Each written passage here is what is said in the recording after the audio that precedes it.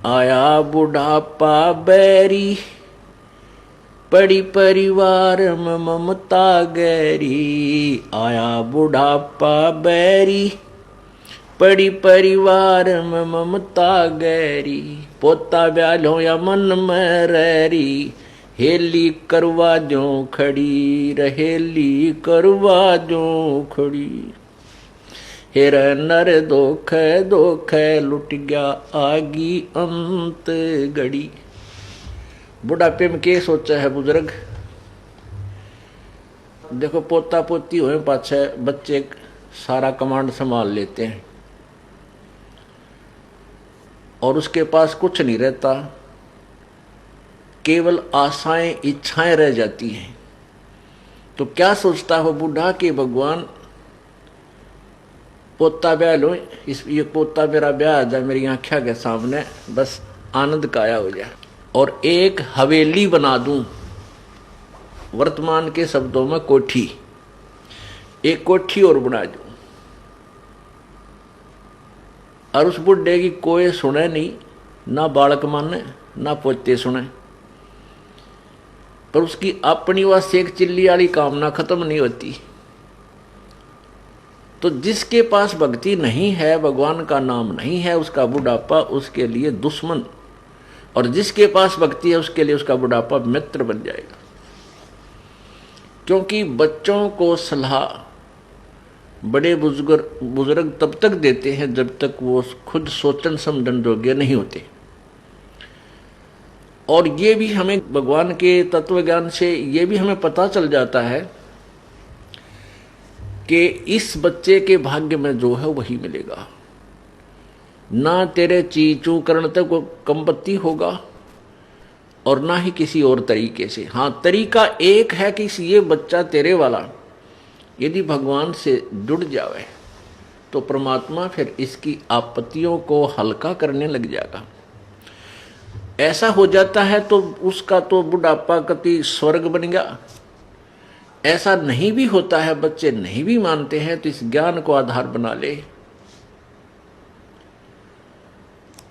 अपनी भक्ति में बाधा नहीं आने दे। बच्चे युवा हो जाते हैं और बाल बच्चेदार हो जाते हैं तो वो बालक नहीं रहते, वो बहुत सोच समझ के कदम उठाते हैं। लेकिन बुजुर्ग ने सोचा है बूढ़ा कि यू नाश करेगा, बस यू यहाँ काम बिगाड़ेगा, मेरी मानता नहीं। अपने समय में जैसे बचपन था हमारे, जब उस समय कुछ और माहौल था और तरह की व्यवसाय था।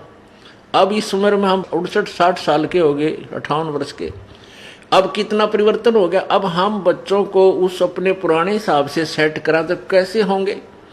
हमारी सोच तो 50 वर्ष पुरानी है।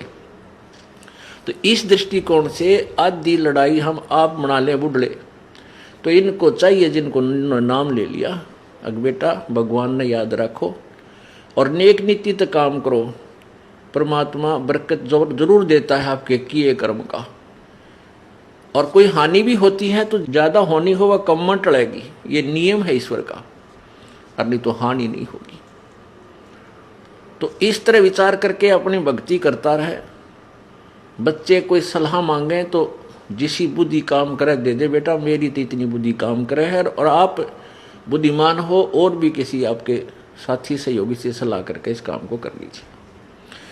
होना है फिर परमात्मा के अधीन, क्योंकि हम उस मालिक के कंट्रोल में हो गए।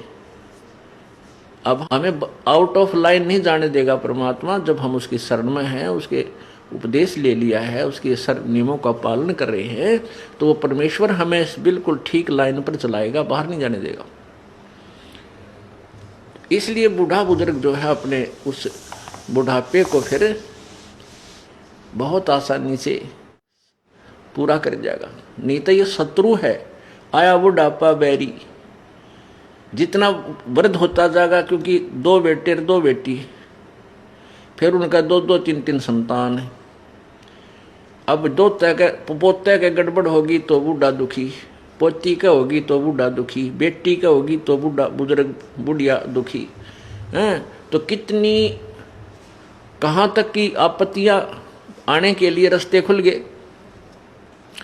और भगवान की भक्ति में जुट जा खूब डट के, और फिर ये भी होगा कि राम नाम पर जुड़ गए तो निश्चिंत हो गए, जो नाम पर नहीं लगे हैं तो संतोष हो जाएगा, भाई अपना कर्म मिलेगा बच्चे को, थोड़ा दुख होगा घना नहीं होगा। तो इस प्रकार हम अपने इस जीवन को सफल करेंगे।